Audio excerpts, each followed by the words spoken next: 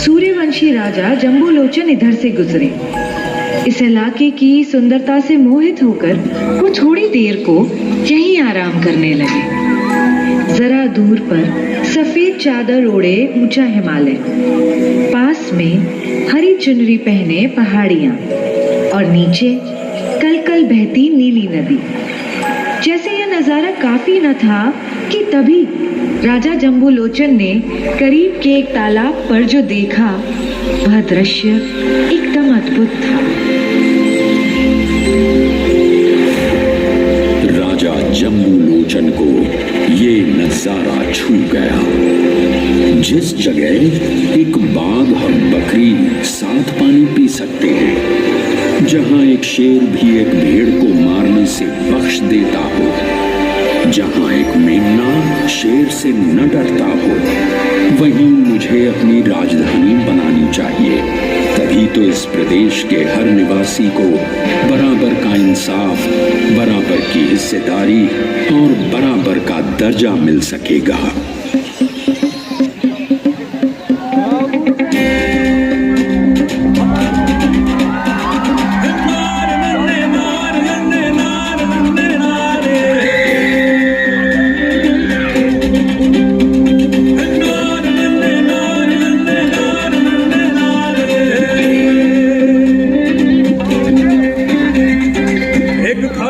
पानी पीते जहां पे बकरी शेर,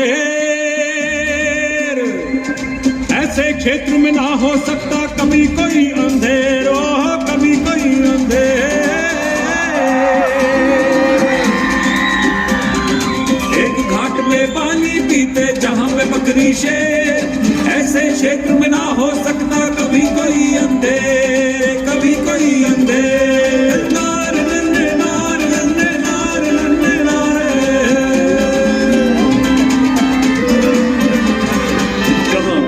सभी लोग हो, कोई बड़ा ना छोटा, रे कोई बड़ा ना छोटा, ऐसी जगह सत्य जीतेगा। चले न सिक्का खोटा, चले न सिक्का खोटा, रे चले न सिक्का खोटा।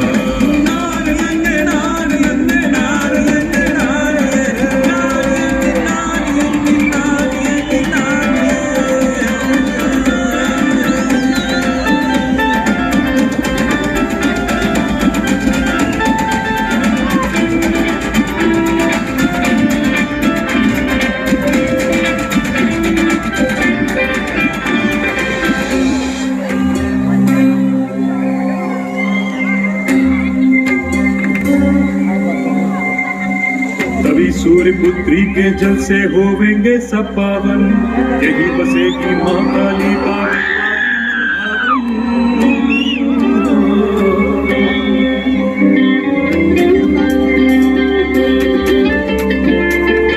होवेंगे सब पावन, होवेंगे सब पावन, होवेंगे सब पावन, होवेंगे सब पावन।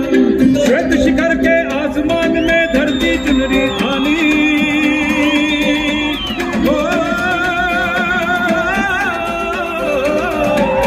शिखर के आसमान में धरती चुनरी थानी, यही बनाऊंगा मैं जल प्रिय अपनी राजधानी, अपनी राजधानी।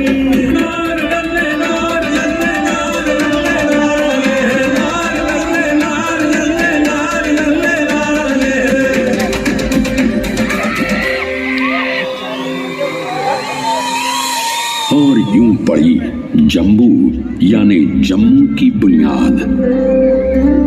राजा जम्बूलोचन के भाई बाहुलोचन ने भी अपने भाई की राह पर चलते हुए मेरे दूसरे तट पर एक और नगर और कोट की नींव रखी, और इस तरह यहाँ एक गढ़ की तामीर शुरू हुई, इस बाहुलोचन के किले की।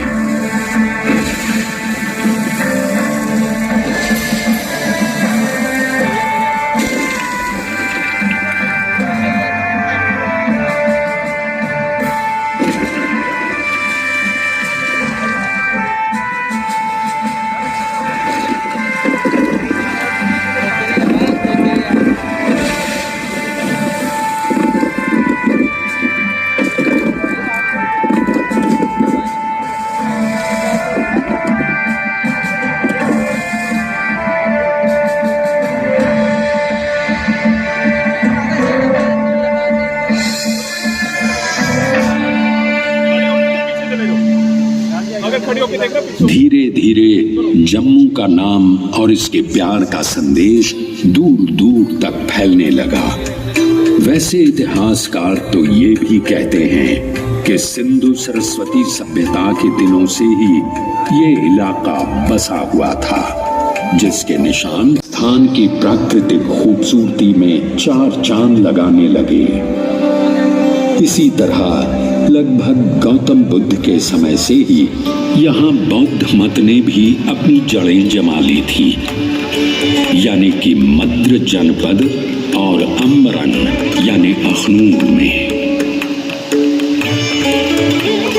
कालांतर में राजपूत, ठक्कर और राणा वंश के शासकों के हाथों इस क्षेत्र में अमन चैन शांति का ऐसा दौर आया कि दूर दूर से आए व्यापारियों के कारवां और सैलानियों के झुंड यहाँ की वस्तुओं, कलाओं और शोहरत को चारों दिशाओं में फैलाने लगे।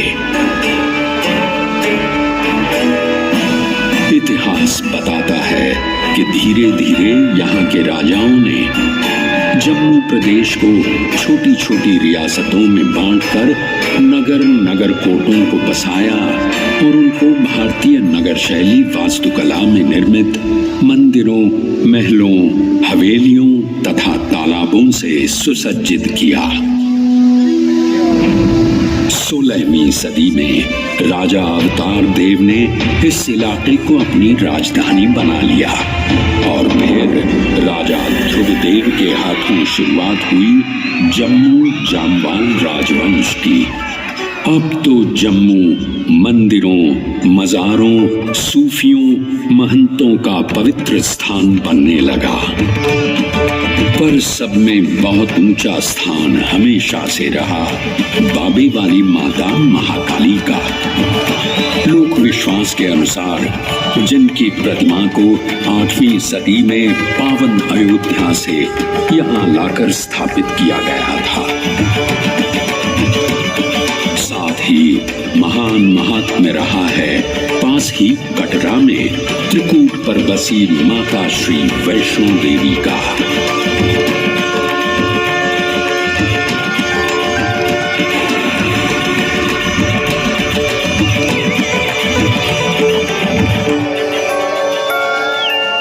मुगलों ने जब सारे हिंदुस्तान को अपनी सल्तनत का हिस्सा बनाया तो भी जम्मू को डोगरों के संरक्षण में ही रहने दिया गया। मध्य 8वीं सदी में राजा रणजीत देव के वक्त में जम्मू की डोगरा रियासत फलने फूलने लगी और उन्होंने तब ही मुबारक मंडी के महलों की नींव रखी। राजा रणजीत देव ने आसपास की 22 रियासतों को जोड़कर एक मजबूत राज्य स्थापित किया और जम्मू शहर दारुल अमन या शांति स्थान कहलाने लगा। और यहाँ शांति पाने और अमन के साथ काम करने के लिए हर मजहब के लोग आने और बसने लगे। जहाँ मुगलानी बेगम जैसे बड़े लोग यहाँ आ बसे तो वहीं हजारों कारीगर, दस्तकार, कलाकार भी, जिनके नाम पर जम्मू में आज भी कई मोहल्ले मौजूद हैं। उधर पास के पंजाब में सिखों का वर्चस्व शुरू हो चुका था। धीरे धीरे जम्मू भी पंजाब केसरी महाराजा रणजीत सिंह के राज्य का हिस्सा बन गया। पर डोगरा राजपूत राजा रणजीत देव की चौथी पीढ़ी से जागीरदार किशोर सिंह की बहादुरी और ईमानदारी को देखते हुए रणजीत सिंह ने किशोर सिंह को जम्मू राज्य की बागडोर सौंप दी।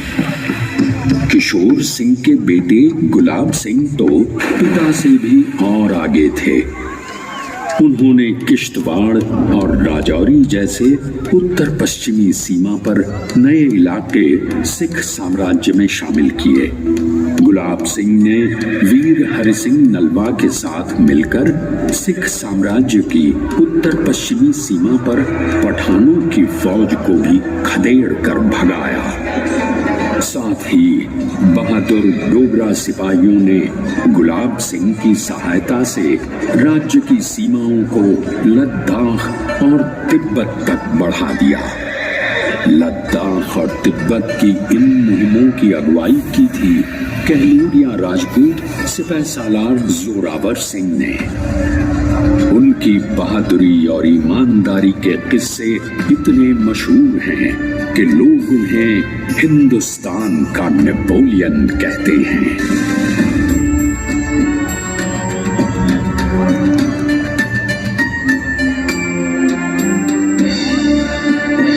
1822 गुलाब सिंह के जम्मू के राजा की गद्दी पर बैठने के बाद इस शहर की किस्मत और चमकने लगी।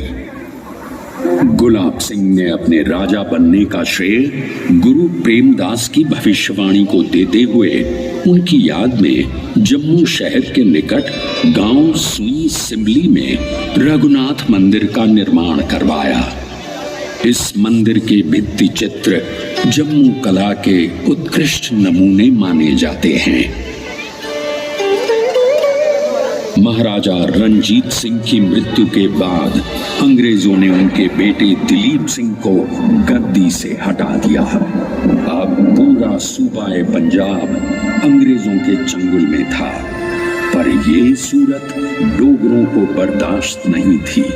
इसलिए राजा गुलाब सिंह ने अंग्रेजों से अमृतसर में एक संधि की। इस करार के मुताबिक एक नस्ली घोड़ा, 3 सोने के तार से कढ़े कश्मीरी शाल, 12 पश्मीना भेड़ें और 75 लाख रुपए नकद का नजराना ईस्ट इंडिया कंपनी को देकर राजा गुलाब सिंह ने जम्मू कश्मीर और लद्दाख को अपनी खुद मुख्तारी में ले लिया और वो रियासते जम्मू कश्मीर के पहले महाराजा बने।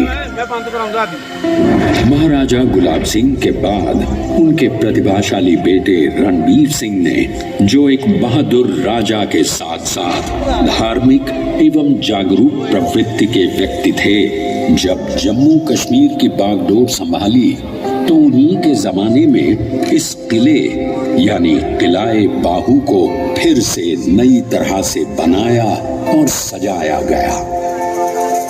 अब जम्मू में भी नए महल, नए बाग, नई इमारतें तामीर की जाने लगी।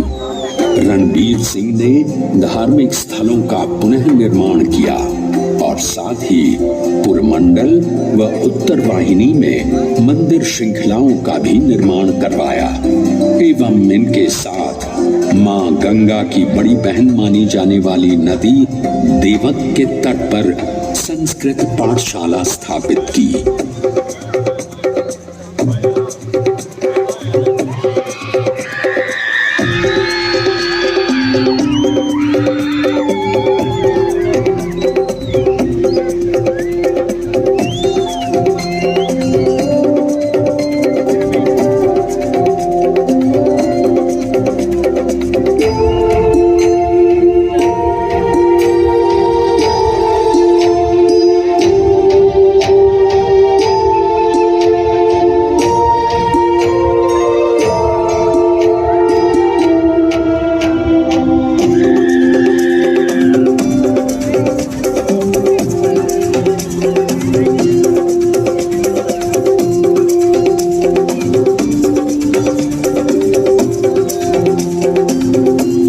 प्रदेश के डोगरों, पीर पंजाल से शिवालिक तक विचरण करते गुज्जर बकरवालों, तमाम दस्तकारों, अनेकों पंडितों और विद्वानों, गायकों, लोक नाटक के साधकों तथा मिनिएचर पेंटिंग करने वाले चित्रकारों के चलते जम्मू एक मजबूत और अलग बहुसंस्कृति एवं संस्कारों का गढ़ बन गया, जहां कहीं गद्दियों, गुज्जरों की बांसुरी की धुनें, तो कहीं जोगियों की कारकों और बारें, तो कहीं कुड्ड, तो कहीं फुम्मनी, कहीं औरतों का जागरण और कहीं हिरन और भक्ता जैसे कहानी कहते रंग नाट्य रूप मिलने लगे। मगर कुछ कहानियां ऐसी भी हैं जो इतिहास के भी पहले की हैं। इसीलिए आगे की कहानी मैं सुनाती हूँ। महाभारत के समय मेरे किनारे पांडवों की सेना ने डेरा डाला, क्योंकि अश्वमेघ यज्ञ में छोड़ा उनका घोड़ा इधर ही चला आया। और फिर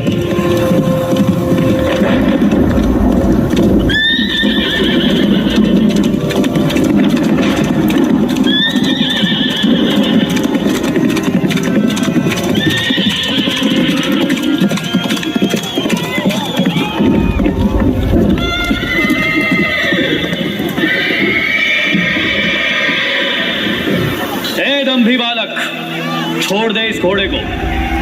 ये कोई साधारण अश्व नहीं है, ये अश्वमेध यज्ञ का घोड़ा है जिसे पांडवों ने छोड़ा।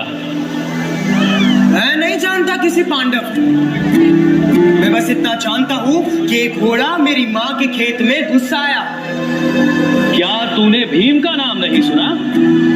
क्या तुझे धर्मराज युधिष्ठिर का नहीं पता? धनुर्धर अर्जुन कर देंगे तेरा काम तमाम।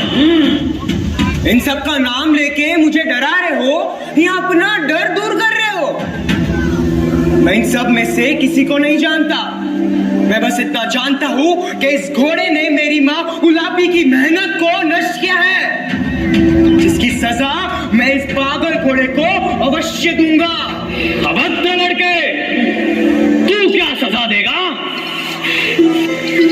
हम अभी तुझे जीवित नहीं छोड़ेंगे अगर तूने इस अश्व को न छोड़ा तो। आक्रमण!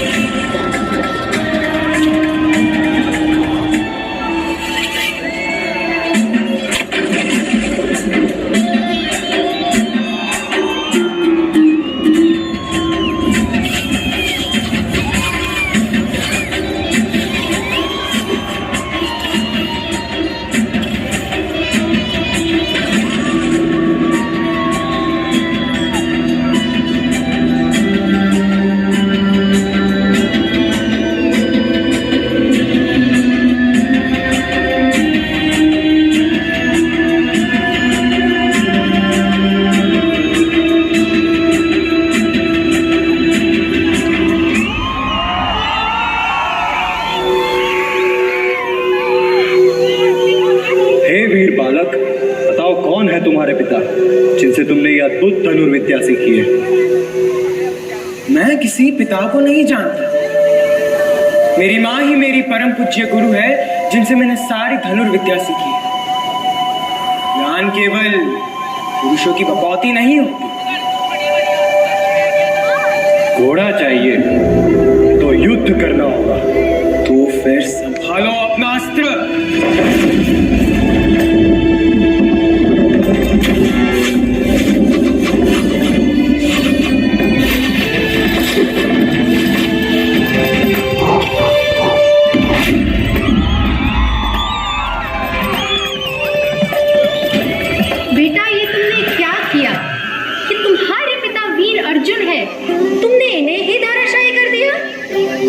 हे माता,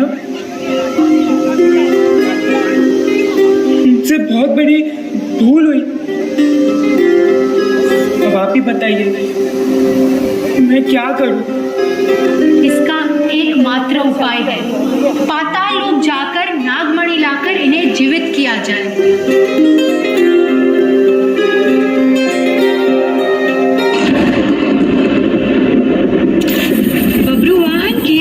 बाणों ने धरती को ऐसे छेदा कि तीर मानसर से जमीन में घुसा और सुरईसर में निकला।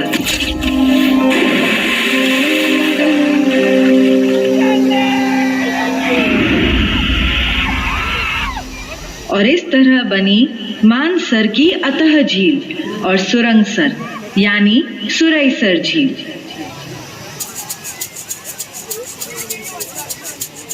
अब हम मानसर और सुरईसर के रमणीक स्थलों से वापस आते हैं और इस बाहु फोर्ट को देखते हैं। यह कद्दावर किला, इसकी 8 बुर्जियां, मजबूत दीवारें, प्राचीरें, पहरे की मीनार, तालाब और दुर्ग की रक्षा के लिए बना बारूद खाना और अभेद कैद खाना। किले के बाहर से जम्मू नगर का विहंगम दृश्य देखने को मिलता है। इनमें है मुबारक मंडी, अमर महल और हरि निवास और मंदिर कलशों की श्रृंखलाएं।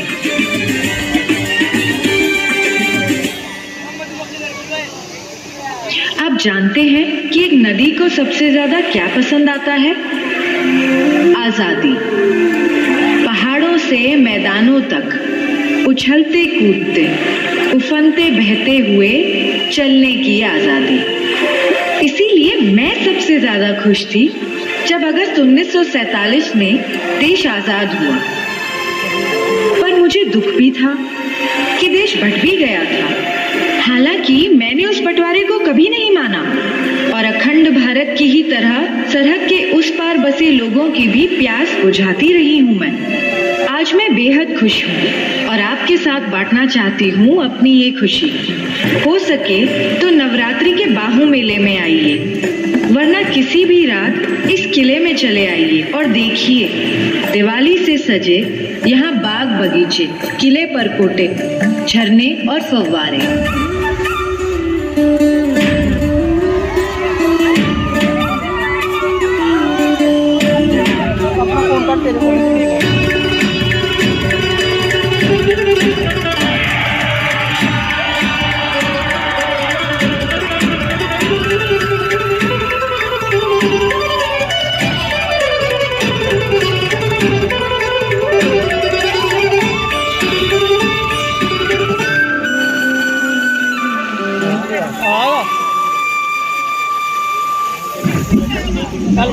और हाँ, एक नदी का कोई अर्थ ही नहीं अगर वो जीवन ना दे सके इंसानों को, परिंदों को और जलिंदों को, यानी मछलियों को।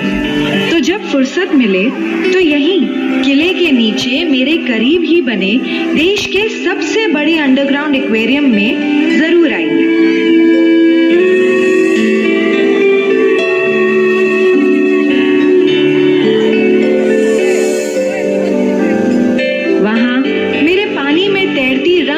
मछलियों को देखकर आपको अंदाजा होगा जम्मू की सतरंगी तहजीब का। जिसने मलिका पुखराज को जन्म दिया तो उस्ताद अल्लाह रखा खां और पंडित शिव कुमार शर्मा को भी। अपने मिनिएचर्स के लिए नामची जम्मू असल में एक मिनिएचर इंडिया है, जिसमें आपको देखती है एक इंद्रधनुषी संस्कृति, जहां अनगिनत भाषाओं, धर्मों, संस्कृतियों, पोशाकों, खान पान, विश्वासों से जुड़े लोग एकजुट होकर रहते हैं और सबको साथ लेकर आगे बढ़ते हैं। बिल्कुल मेरी ही तरह, क्योंकि मैं सूर्यपुत्री तवी किसी भी प्यासे से ना उसका मजहब पूछती हूँ, ना जात, ना खान पान, ना ही पहनावा। सबका साथ देना, सबकी प्यास बुझाना, सबकी तरक्की और सबका विकास और सबका विश्वास ही तो है एक नदी का धर्म। मुझे यकीन है आप सब भी यहाँ से जाकर एक दूसरे में उसी तरह घुल मिल जाएंगे, जिस तरह मेरा जल हर रंग में घुल जाता है, मिल जाता है, ढल जाता है।